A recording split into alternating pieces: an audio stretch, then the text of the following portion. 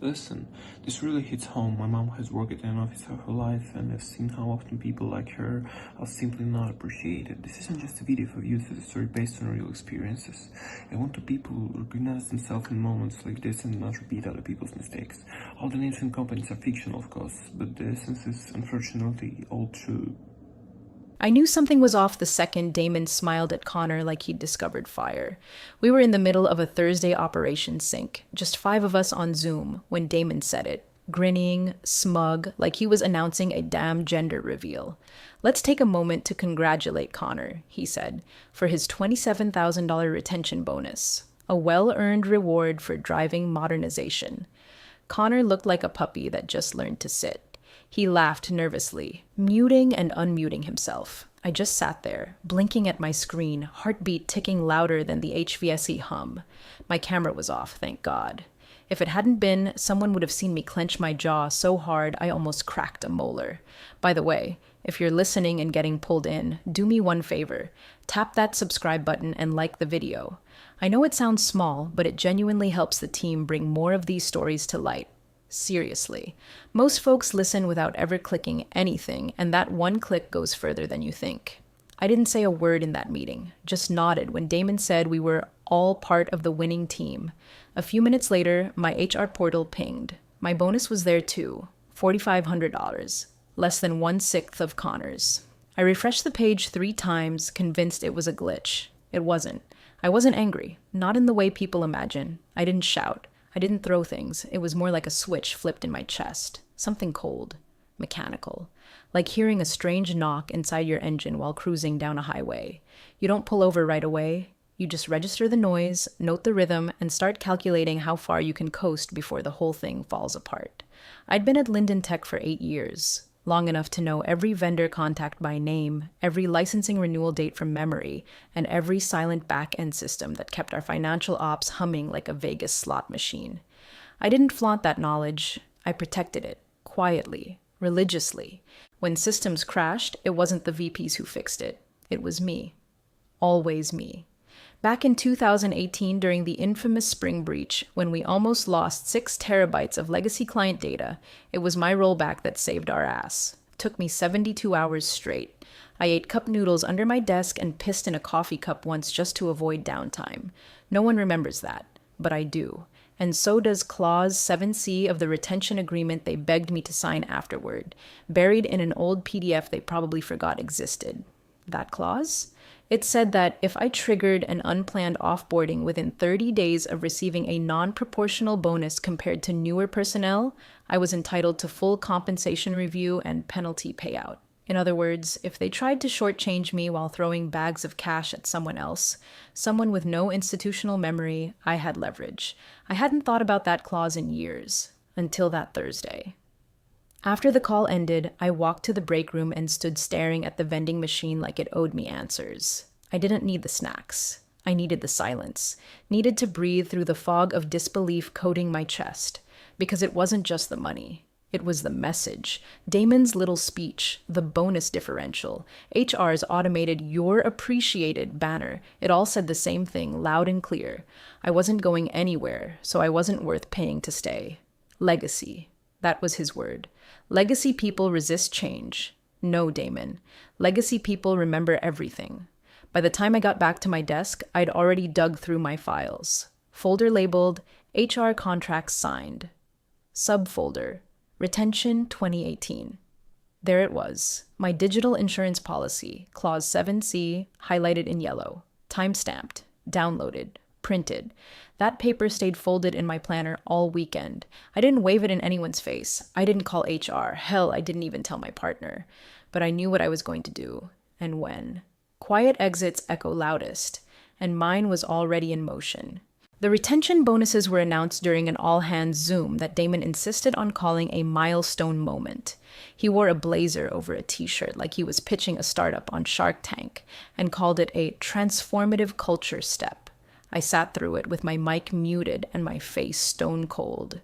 When he got to the actual numbers, I almost dropped my coffee. Connor, yes, that Connor, the guy who still accidentally locked himself out of Git staging, was getting 27 grand, $27,000. He'd been here, 18 months? And just 2 weeks ago, he forwarded a phishing email to the client list. That Connor. When I saw my number, $4,500, I thought it had to be a mistake.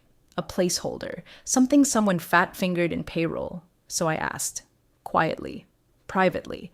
I scheduled a one-on-one with HR and showed up calm, casual, polite. I didn't even bring up the number. Just said, "Hey, I noticed the retention bonuses went out. Can you walk me through how they were calculated?" The HR rep blinked like I'd asked her to solve quantum physics with a box of crayons. Then she smiled, one of those tight managerial smiles that never touches the eyes, and said, "You're valued, of course. But let's be realistic here. You're not going anywhere, right?" That sentence cut deeper than anything else in the last 8 years. Not because it was cruel, because it was casual. She meant it. They all meant it. In their minds, I was part of the furniture, the floorboards, the Wi-Fi signal that never quite fails. Useful, invisible, unappreciated. They didn't need to retain me because I wasn't supposed to leave. I nodded, smiled back, said, "Got it. Thanks for the clarity." Then I walked straight to my desk, opened my HR folder, and found the document I hadn't looked at in 5 years. March 2018, a hellstorm of a week. One of our finance vendors had gotten sloppy with an API key, and our billing system was bleeding client data out through a malformed webhook. While everyone was running around yelling breach protocol, I was in the trenches, reversing packets and hand-sealing the holes with bash scripts and midnight coffee. The CTO was out of town. Legal was panicking. I stayed up for 72 hours and saved the company from a lawsuit that could have sunk us. Afterward, they handed me a retention letter with a bonus and a few legal carrots to keep me happy. Buried on page 4 was a clause, 7C, that I barely noticed at the time.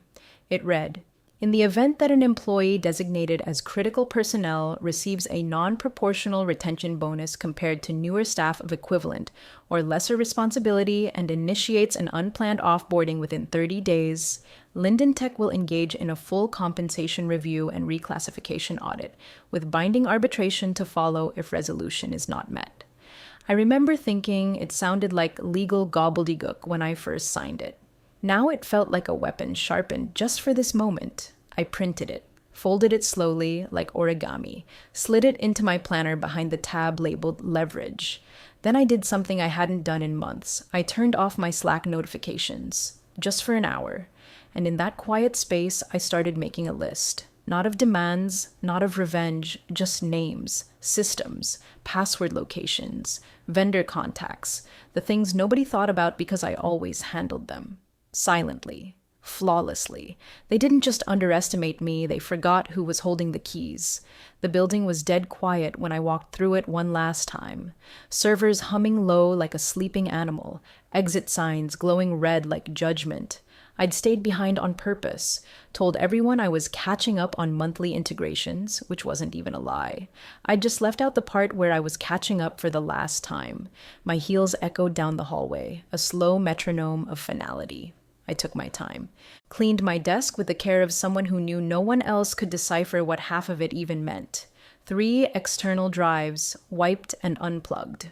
My Post-its, color-coded in a way only I understood, peeled off and folded, not trashed. I even left behind the mug that said System Whisperer because, hell, the irony was worth it. Then I shut it all down. Not just my station, but the deeper arteries they forgot I still had mapped. Scripts paused, cron suspended, access permissions trimmed back in such a surgical way it looked like routine maintenance until it wasn't. At 2:45 a.m., I powered down my terminal, locked the server rack behind me, walked into the operations wing, placed my key card on the director's desk, dead center, and walked out. No goodbye Slack, no email signature paragraph, no "it's been a pleasure," just absence, cold and complete. By 6:10 a.m., I knew the first alert would go off. Derek in East Coast, IT usually ran a sweep of the dashboards by then. I pictured him rubbing his eyes, wondering why the uptime monitor was half red. I pictured the silence in the group chat when his ping went unanswered. At 8:23 a.m., finance would realize the vault wasn't syncing, not a system crash. Worse, an elegant freeze, encryption holding strong, no corruption, just inaccessible, because the credential needed for the sync rotation had expired and the backup key was locked behind a secondary handshake protocol I never documented outside of my own drive. At 8:57, Damon would finally notice. Not because of the errors, he didn't read alerts, but because someone would forward him a panicked email chain with his name on it. He'd scroll up, skim the technical parts, and then write what I imagined was the most predictable message in Linden Tech history. Anyone seen Rian? Of course, no one had. I wasn't logged into Slack. My Microsoft Teams icon showed inactive for 6 hours. My calendar still had placeholders for next week's release sprint. It looked like I simply vanished mid-work, as if I'd been beamed up by aliens who only abduct women in IT holding 2 degrees and 80% of the institutional memory. The thing is, I didn't rage quit. I didn't slam doors or print resignation letters with dramatic fonts. I just walked. And when I left, the system walked with me, not out of spite, out of design, because that's what I'd always done. Build things that work so well no one notices until they stop, until the silence gets loud, until the green lights start blinking red. They never noticed when I stayed late, never said thank you when I patched vendor bugs before the exec team even heard of them, never once asked what happens if the legacy person stops holding the net. Well, now they were about to find out. The phone rang just as I was pouring cream into my coffee, 6:27 a.m., sharp, the kind of hour reserved for emergencies or guilty consciences. The number was unfamiliar, no caller ID, just digits and nerves. I let it buzz twice before answering. Hello? Yes, hi. This is, Lintech Network Control, the man said, fumbling like he wasn't sure if that was still our name. We're currently trying to restore some system-level access, and we were wondering if you were available for a quick consult. I didn't ask who gave him my number. I didn't ask what exactly wasn't working. I just took a slow sip of my coffee, leaned back in the kitchen chair, and said, "I'm on personal leave." A beat. I could hear a second voice behind him whispering something. Probably Damon, pacing, sweaty in a too-tight button-down, trying to pretend none of this was serious. Right. But we've hit a bit of a critical snag, and you're the only listed admin on... I'm sure Damon can handle it, I said, soft as a lullaby. Click. I set the phone down gently and watched the sun crawl up the edge of the window. It was a good morning. Quiet. Crisp. The kind where you finally breathe after holding it for months. At 7:41 a.m., my personal email pinged. It was from Lana, one of the few decent people still left in infrastructure. Subject line, FYI, thought you'd want to see this. Inside was a screenshot of an internal alert. System administrator role orphaned. Escalate to root security override. No greeting. No comment. She didn't have to explain. That single alert was corporate code for, we have no idea who has control now. The panic was growing like mold behind a wall. It hadn't surfaced yet in public emails or team meetings, but it would. Soon. Because there were things buried deep in that system. Tools, pathways, authentications that didn't just run automatically. They needed keys. They needed timing. They needed me.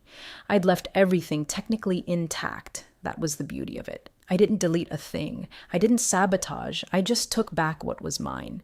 Credentials I created, scripts I designed, access tunnels that relied on trust and memory and the assumption that someone like me would always be there, quietly oiling the gears. Now they were discovering just how many of those gears were welded to me. I didn't rush to check in on the fallout. I didn't call anyone back. I opened a crossword. Let the morning air fill the kitchen. Ate toast with too much butter. For once, I didn't have to answer to blinking lights or urgent JIRA tickets. Across town, they were probably in a war room by now, pretending this was all a simple fix. Damon likely pacing in front of a whiteboard, barking out phrases like backup redundancy and get someone from Stack Overflow, hoping no one noticed his hands shaking. But the difference between noise and knowledge is this. The loud ones always underestimate the ones who listen. And I'd been listening for years, cataloging, logging, preparing. Let them scramble. Let them pretend they could just hit a reset button and magic it all back. Me? I refilled my coffee, checked the time. Still early, still quiet, and still no rush. By mid-morning, Damon had switched from panic to PR. Classic move. When control slips, some people scream, some people scheme. Damon, he drafted an internal memo, tone deaf and full of spin. It started making the rounds on Slack by 10:12 a.m. We are currently investigating an unplanned system disruption following the unexpected departure of one team member. No data loss has occurred and all systems are under review. Impact is minimal. Minimal. I read that word 3 times before laughing out loud in my living room. No data loss? Maybe. But under review was corporate for we're locked out and praying someone knows what button not to press next. As for unexpected departure, not quite. See, I'd already built my insurance policy, quietly, carefully. Months ago, I started assembling what I called my if you ever need to prove it folder. Not out of malice, out of habit. After enough years in tech, you stop trusting memory and start trusting metadata. Inside that folder was everything. My full access logs for the last 6 months. Every system I maintained, monitored, or built from scratch. Architecture diagrams I'd updated myself. Annotated, dated, watermarked. Vendor correspondence threads showing how many integrations I handled alone. Copies of credentials I'd flagged as in need of revocation that were never actioned by HR. A timeline of deliverables that would make most engineers sweat. And the crown jewel, the exit file, sent from my work email to my private legal counsel at 11:48 p.m. the night before I left. Subject: Notice of Clause 7C Contingency. It was clean, professional, no rants, no drama, just a time-stamped notification that I was initiating voluntary separation within the boundaries of the retention agreement, triggered by disproportional bonus compensation when compared to peers of shorter tenure. Clause 7C, paragraph 2, line 4, quoted, highlighted. Attached to that, a screenshot of Damon's Slack message from the week before, the one where he, in his infinite wisdom, typed, "Legacy staff like Ryan are expendable. They'll stay no matter what. They have nowhere to go." That little nugget of arrogance had been forwarded to me by a teammate who didn't even like me, but hated Damon more. I'd tucked it away like a chef's knife behind a curtain, just in case. The cherry on top? I also attached my deliverables summary, all of it. The multi-system architecture upgrades, the onboarding packet revamps, the vendor consolidation workflow I finished 3 days before walking out. All stamped, all real. Oh, and one more thing. A detailed list of every critical credential that remained live when I left. Credentials I had explicitly flagged for deactivation in 3 separate emails to HR and DevSecOps. Each time, I was told we're working through the backlog. Well, that backlog just became evidence. While Damon paraded around calling my exit minimal, IT couldn't access the billing scripts. Marketing's analytics dashboard was reading data unavailable. The password rotation daemon I'd built? Unresponsive, because the heartbeat key lived on a USB drive I kept in my locked desk drawer. A drawer that now sat empty. And there it was, my paper trail. Not in flames, not leaked in anger, just clean, time-stamped, undeniable truth. They were trying to rewrite the story, but I'd already published the receipts. At exactly 1:14 p.m., the first domino fell. And it didn't just tip, it shattered on contact. A back-end process in finance collapsed mid-execution. Routine report generation, nothing flashy, just the kind of daily task no one ever notices unless it fails. And oh, did it fail? Within minutes, the automated alerts started multiplying like roaches under a kitchen light. Payroll reconciliation failed. Vendor disbursement logs unreadable. Quarterly accrual forecasts blank. By 1:21, screenshots of red error messages were flying around internal chats like confetti at a funeral. IT flagged it as a cascading failure across historical payment endpoints, which is corporate code for we're locked out of our own checkbook and have no idea why, except I knew exactly why. Because the orchestration tool, the one they relied on to string all those old finance dependencies together into something coherent, wasn't theirs. It was mine. I'd built it 4 years ago, quietly, in the aftermath of a billing system overhaul that Damon had no idea ever even happened. Back then, no vendor could solve the sync issues between legacy and cloud-based platforms. So I wrote a custom tool, lightweight, fast, invisible. It pulled tokenized data from storage vaults, applied logic rules for multi-system compatibility, and deposited the results in formats our crusty old finance suite could digest. It saved them 6 figures a year in late fees alone. And it had one simple requirement: a rotating key store updated every 90 days. The documentation lived in a folder marked Ryan Authenticated Only. I'd offered, twice, to convert it into a shared protocol. Both times I was told, there's no rush, we trust you to handle it. So I did, until I didn't. And now? That key store had expired. The orchestration tool saw an invalid credential and stopped cold. It didn't crash. It didn't corrupt data. It just refused to move. A silent protest. There was no backup, no failover, just one USB drive, one admin signature, and one person who knew how to unlock it. That person was eating Thai food on their balcony, watching a squirrel wrestle a plastic straw out of a Starbucks cup. That person no longer worked at Linden Tech.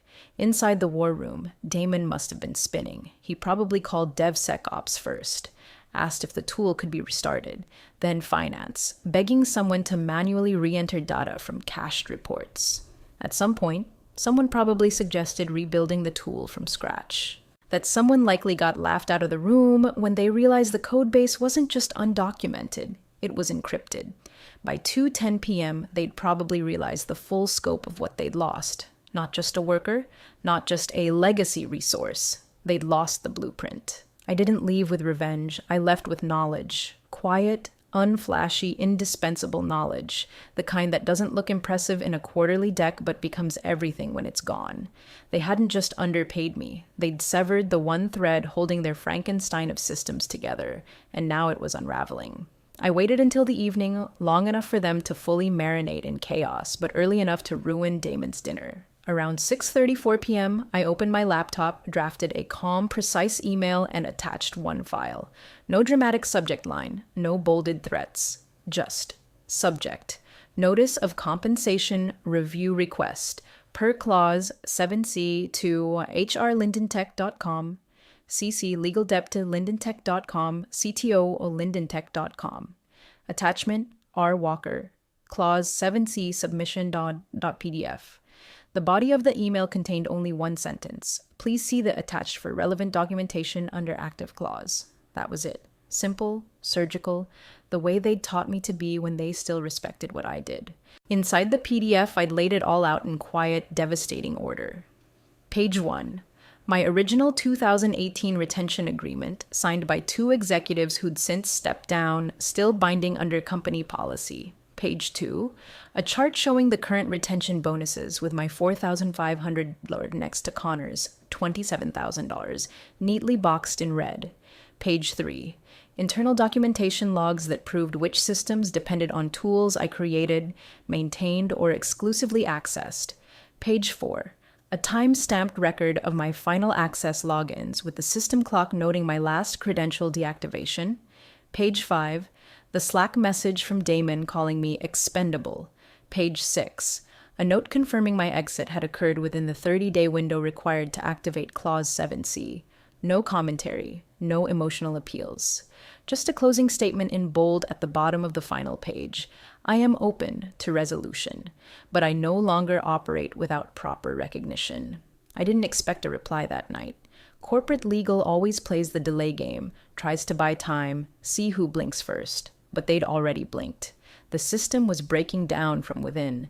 Every hour they waited was another hour of internal overtime, another phone call to vendors who didn't know how to help. This wasn't just leverage. This was a live audit grenade, and I'd already pulled the pin. I shut the laptop, poured myself a glass of wine, and sat by the window watching a neighbor parallel park for the 5th time. He still couldn't get the angle right. Across town, I imagined Damon and the CTO staring at that PDF like it was a death notice. Not because I was threatening them, but because they finally understood. The quiet ones are never as stuck as you think. They asked me to be grateful. Now they were going to be generous. The reply came faster than I expected. Less than 24 hours after I sent the PDF. CTO-level responses usually crawl through 5 layers of assistance, HR filters, and corporate speak before anything real surfaces. But this one came straight from his account. No assistant, no delay, just one clean, careful email stamped high priority. Subject: Clause 7C Resolution Path. Ryan, it began. Thank you for your patience as we reviewed your submission. We acknowledge the procedural triggers outlined in your documentation, including the terms established in your 2018 retention agreement. After internal consultation, we are prepared to match the retention level granted to your peer, adjusted for tenure and historical contributions. Please advise on best path forward for reintegration or transition. We value your continued expertise. I read it twice, then again. The language was cautious but clear. No apology, no ownership of Damon's words, just quiet corporate surrender cloaked in phrases like acknowledge, adjusted, and continued expertise. Translation: I won. Not loudly, not with fanfare, but cleanly, fully, on paper, in their own words. I didn't waste time. I drafted a single-page reply, no fluff, no bait for meetings or catch-up calls. Just terms. Payout equal to the highest awarded retention bonus, full retroactive adjustment for the difference, including taxes and penalties, 3-month consulting retainer at my current daily rate, no physical return, no meetings, presentations, or team reintegration, remote-only contact initiated by them capped at 5 hours per week. Final file transfer to occur only after signed payment agreement is executed. I didn't ask, I instructed. Not because I was being arrogant, but because they had already made their choice when they let Damon hand out peanuts to the people holding the building up. The CTO responded within 3 hours. Confirmed. Legal will route the agreement by end of day. And just like that, the storm they thought they could PR their way through turned into a quiet wire transfer. Damon didn't call. HR didn't apologize. Nobody sent flowers or a branded hoodie in the mail, but the money landed.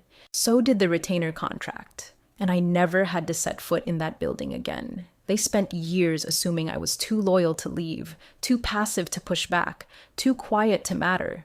Turns out, silence is just another kind of preparation.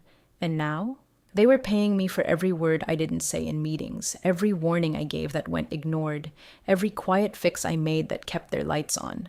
Power doesn't always come with titles. Sometimes it comes with memory, receipts, and perfect timing.